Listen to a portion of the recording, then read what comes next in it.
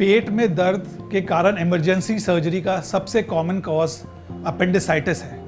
नमस्कार, मैं हूं doctor Manish Agarwal, head of the department Max पंशी। आज हम बात करेंगे इस कॉमन बीमारी अपेंडिसाइटिस के बारे में। अपेंडिसाइटिस हमारे अपेंडिक्स के इन्फेक्शन का नाम है। अपेंडिक्स होता क्या है?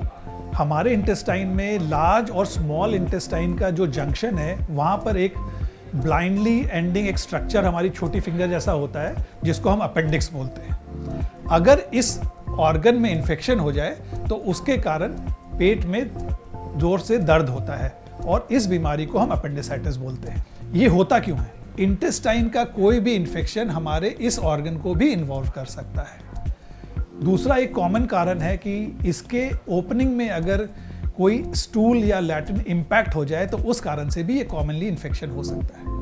कई लोगों की इम्यूनिटी कम होती है, उनमें भी ज़्यादा कारण होता है। ये बीमारी ऐसी है जो कॉमनली 15 से 35 साल की उम्र में लोगों को तंग करती है। इसके सिम्टम्स क्या होते हैं? पेट में दर्द जो नाभि के पास शुरू हो और राइट साइड लोअर एब्डोमेन या पूरे एब्डोमेन में फैलने लगे, उसमें डर होता है अपेंडिसाइटिस का।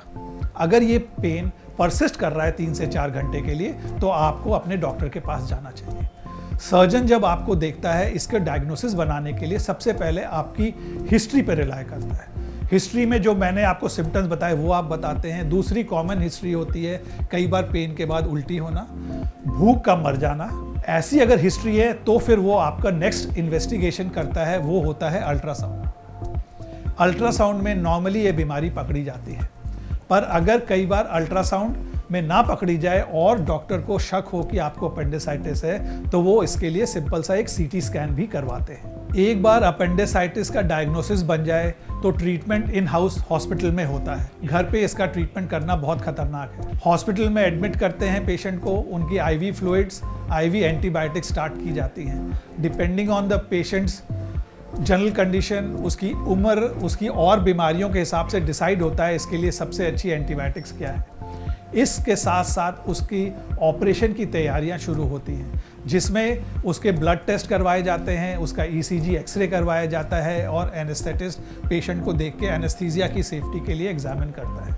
अपेंडिसाइटिस की सर्जरी आजकल ज़्यादातर लैप्रोस्कोपिक होती है, स्पेशली शहरों में और बड़े जगहों पे, पर जहाँ पर इसकी फैसिलिटी ना हो वहाँ पर इसकी ओपन सर्जरी भी की जाती है।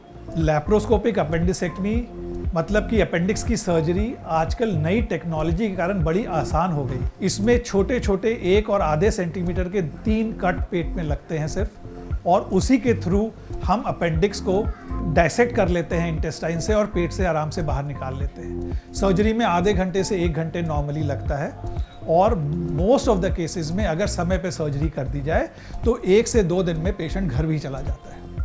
यही बीमारी अगर हम लेट हो जाते हैं सर्जरी करने में तो हॉस्पिटल में भी ज़्यादा देर रहना पड़ता है और सर्जरी भी थोड़ी सी और एक्सटेंसिव हो जाती है। सर्जरी लैप्रोस्कोपिक हो, ओपन हो, इसकी इंपॉर्टेंस नहीं है, ऑपरेशन समय पे हो, ये इंपॉर्टेंट है। अपेंडिसाइटिस और उसके इलाज के बारे में बहुत सिंपल वर्ड्स में मैंने एक्सप्लेन करने की कोशिश की है। इसके बारे में अगर आपके कुछ कमेंट्स हैं या कुछ क्वेरीज हैं, आप कमेंट बॉक्स में पोस्ट करें। Thank you.